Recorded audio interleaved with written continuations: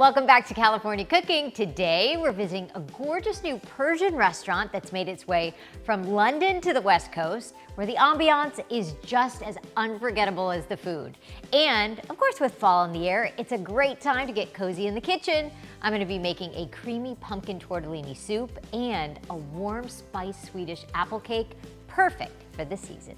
Let's kick things off with the latest opening from the team behind Soho House. It's called Berenjak, and it's all about bold flavors. Think kebabs grilled over open coals, freshly baked bread straight from a wood-fired oven, and next-level appetizers that set the tone for this unforgettable meal.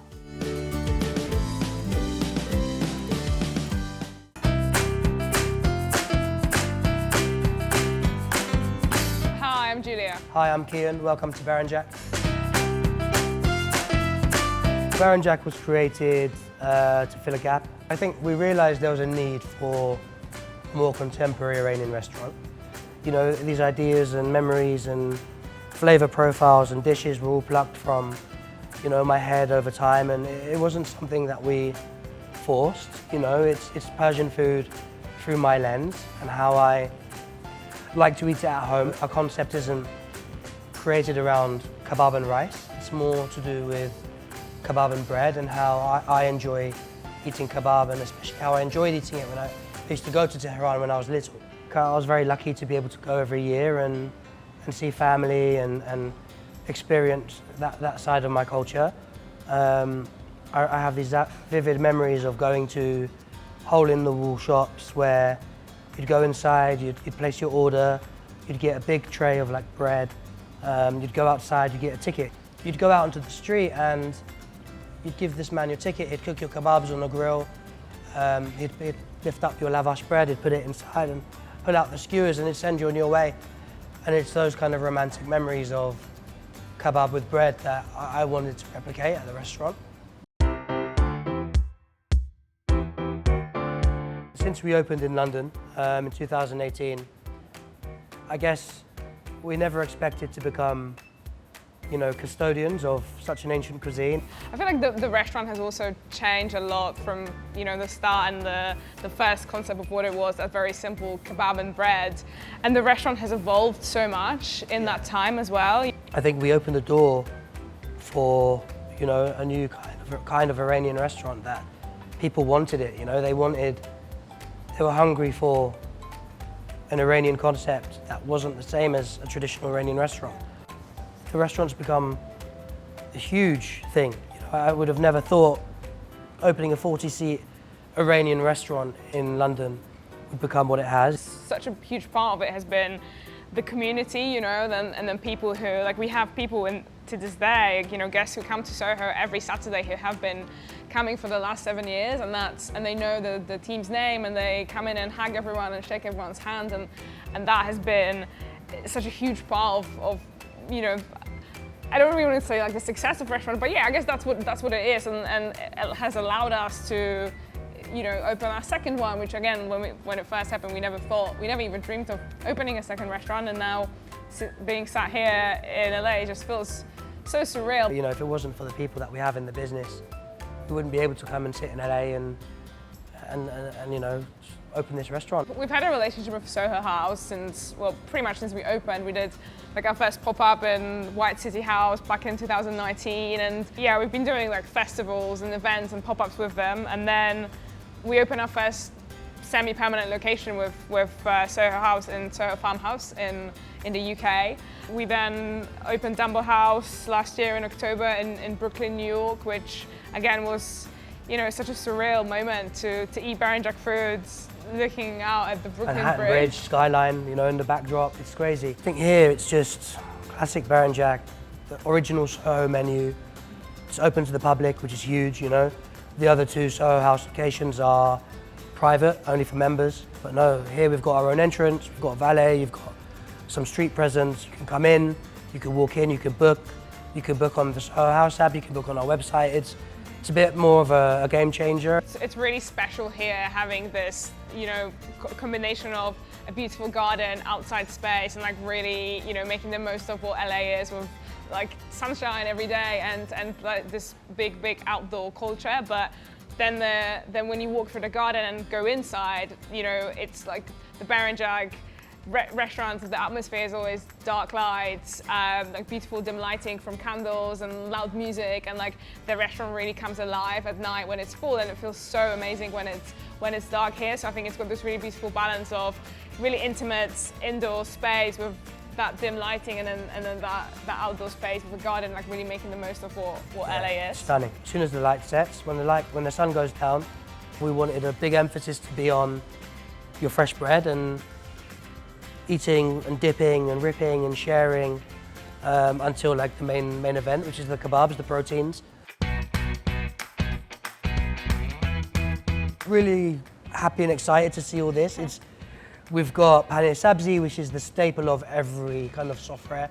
It's basically fresh cheese, radishes, herbs, onions, scallions. The idea is you make a little logmeh with some fresh bread, and you kind of have it on its own, or you have it with your kashkabadam, or you have it with olivier, you have it with your mastokhya, you can have it with your kebabs. So yeah, we've got kashkabadam, which is an aubergine dip. Well, the aubergines are first cooked on charcoal. We peel them and we cook them down for like 5-6 hours with onions, dried mint, turmeric, salt, pepper. We've got mastokhya, which is a yogurt dip with cucumber, dried mint and some green raisins for sweetness. We've got olivier, which is traditionally like a sandwich filler. You know, it's got these crunchy salt brine cucumbers and there's truffle on it because, you know, chicken and truffle just work so well together. And these are kind of like my favorite staple mazza dishes. We have a dish called omelette irani. I used to have it both in Iran and at home in London. It's not really an omelette, it's more like scrambled eggs, but it's like a hiking dish. My dad also used to make it for us like once a month, whether it was in his bike shop or at home on a Sunday.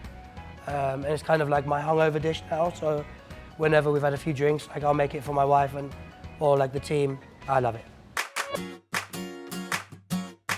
Well, as you can see, I've got my ingredients ready for the omelette irani. Perfect for like after gym or morning after a night out. So first, I'm gonna use lots and lots of oil. I'm just using good extra virgin olive oil here. I'm gonna go in with some garlic first. The garlic's gonna color very quickly. I need to be super quick to make sure you don't burn it. And then I'm gonna follow with my onions, and I'm gonna add a splash of water, just a little trick that like our mum show us. And what you'll see is that water that we added, once it evaporates, the noise changes and it just starts frying again. I'm gonna go in with some black pepper, a bit of turmeric, a little bit more ground black pepper, just because we love pepper, a little teaspoon of salt. But as you can see, the color's really starting to change now. What we're gonna do now is we're going with some tomato paste, about, you know, 1 heaped teaspoon, and we're just gonna let that fry as well.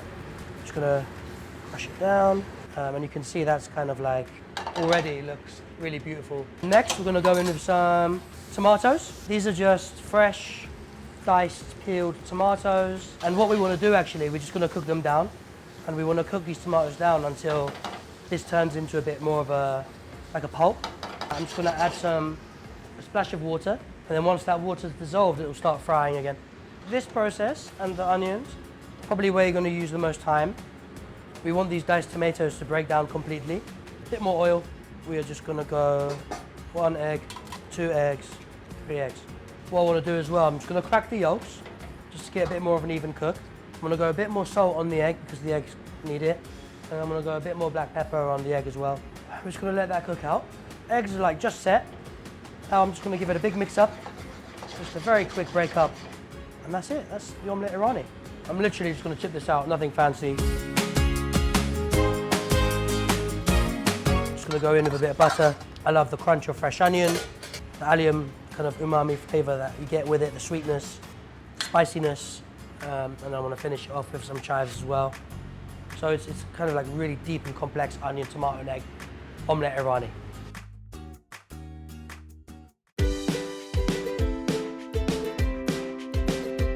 Coming up, I'm gonna make a warm spiced Swedish apple cake and a cozy pumpkin tortellini soup, both packed with rich, comforting flavors of the season.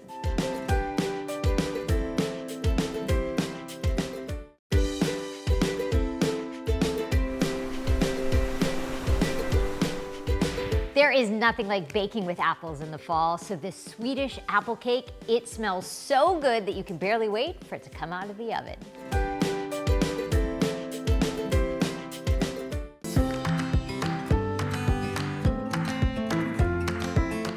apple season, and my favorite apple is the Honeycrisp apple because it's sweet and it's tart and they're really firm, and that's my favorite apple to eat and to cook with. And so I was thinking, what kind of things, once it turns fall, I've got to use up the apples and the pumpkins and all that good stuff. I found a recipe for a Swedish apple cake. And basically it is apples in a cake batter, and then you bake it, and I think it probably smells heavenly. And we'll see how it goes. So first I'm gonna peel 3 apples.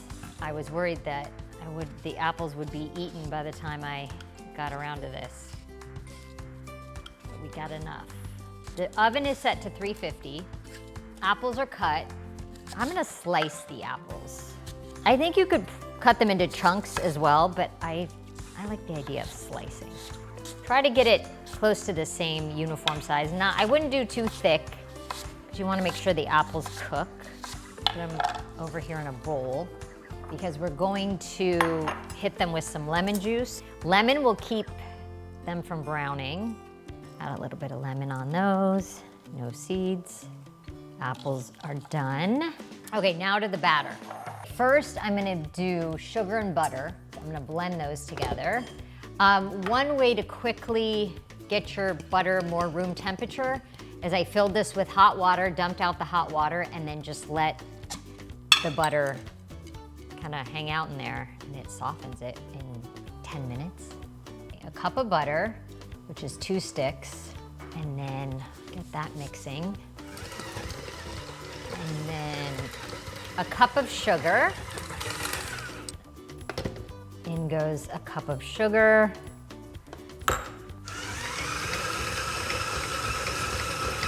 3 eggs, room temperature. 1, 2, 3. Do them one at a time.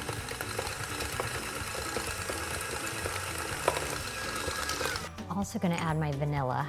Oh, that's all I have. I'll pour out the rest. I would say a tablespoon of vanilla.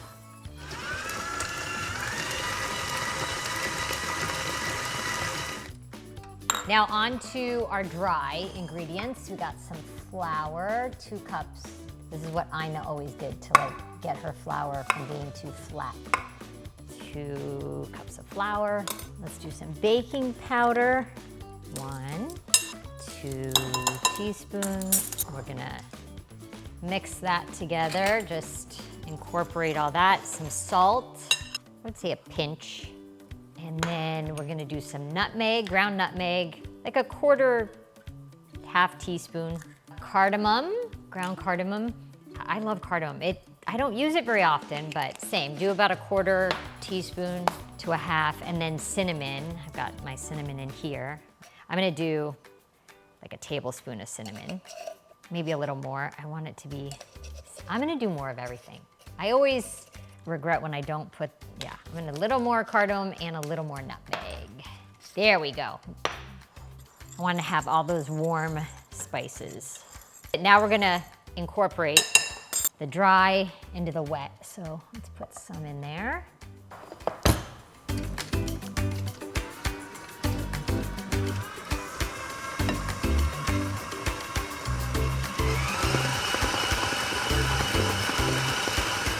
Okay. The dough, or the batter, I should say, is done. Just until everything is mixed. Take it out.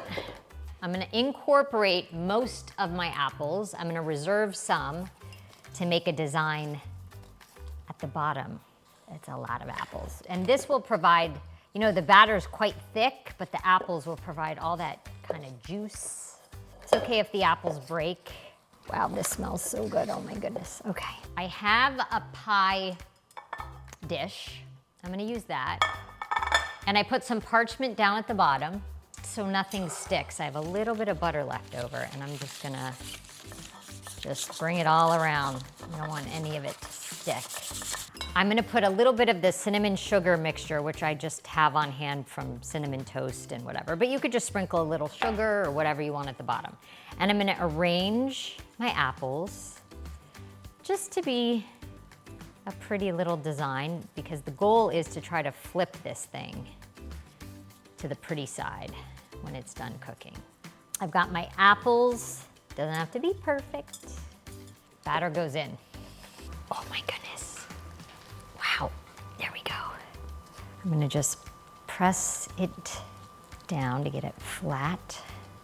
That's it. I'm gonna put it in the oven at 350, maybe 40 minutes, 30, we'll check it.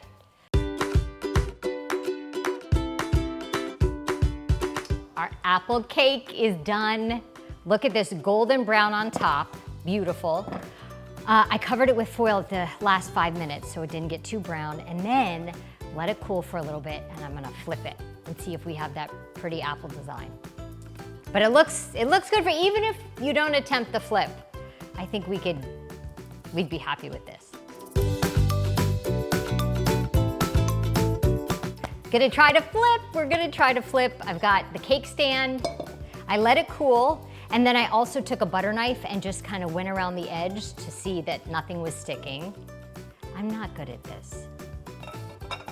Okay, and it's still a little warm. So you grab like this, you grab like this. Okay. Oh yeah, it didn't stick. It didn't stick. Peel off our parchment. Okay, you got a little apple design there. Not bad. Now, I've got some vanilla ice cream on a warm apple cake. Before we cut it, let's do a little powdered sugar. I have no powdered sugar left, but it makes everything prettier. I cut a little slice of this apple cake, some vanilla ice cream, the cold and the hot combo. Really good, and the apple still has a little bit of bite to it, which is nice. Really yummy. It's just a very light, not very sweet, spongy kind of cake with the crisp apple still in the middle. Everything I bake is usually a flop. This, I think, is foolproof.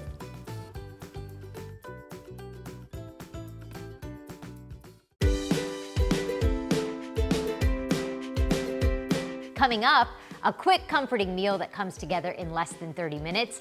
I'm making a creamy pumpkin tortellini soup. That's next.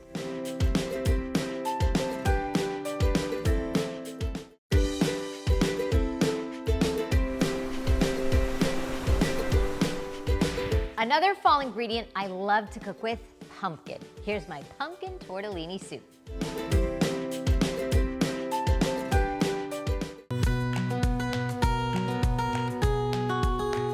Cozy soup time. That time of year where you start thinking about different kinds of soups that you can make. And soups are the best because they're easy. You can throw all kinds of things in. I think once we hit October, I am ready for soup. So this one is with a little bit of pumpkin. It's with some turkey sausage, spicy. You could use sweet. Cheese tortellini, cream, pumpkin, stock. Well, all that kind of, it's hearty, cozy, yummy stuff, and some kale. So, of course, with the kale, the whole trick is to remove it from the spine. And I like kale better than spinach. Spinach you could use too, but kale holds up better than spinach would. All right, let's get our soup going. We've got our big heavy pot, some olive oil for our base, and we'll get our onions going. We'll cook those down, get them nice and soft. A little bit of salt. Get a few cloves of garlic. I think 2 cloves is good. You could do turkey, chicken, pork, whatever you want. I went with spicy turkey sausage. So I'm gonna remove it from the casing. I would go 1 or 2 links, I would say. And then you're gonna just break that up. You want little bits of it throughout the soup. Get it nice and brown. I'm gonna add a little bit more oil because I want that to get nice and crisp. So to our sausage and onion, tomato paste, like a tablespoon. Now, all of our kale, and it'll cook down. A little bit of salt. The sausage is salty, so just a little bit on the kale. Stock. So you could do veggie stock, chicken stock. If you wanted to make this vegetarian, you could leave the sausage out. You could do that too. We'll let that simmer. we've got the pumpkin filling. So I'm gonna add maybe 2 big scoops of pumpkin, and you're gonna wanna mix that into the broth. I might even do a little bit more. So now we just let this simmer away, 20 minutes, and then we'll add the heavy cream, some Parmesan, and the tortellini. So right towards the end of the cooking time, I'm gonna drop in our tortellini. Our soup's been bubbling away for about 20 minutes, and now this is a really quick cook. It's just a cheese tortellini. So we're gonna just put it into the soup, and once this cooks up, we'll add a little heavy cream.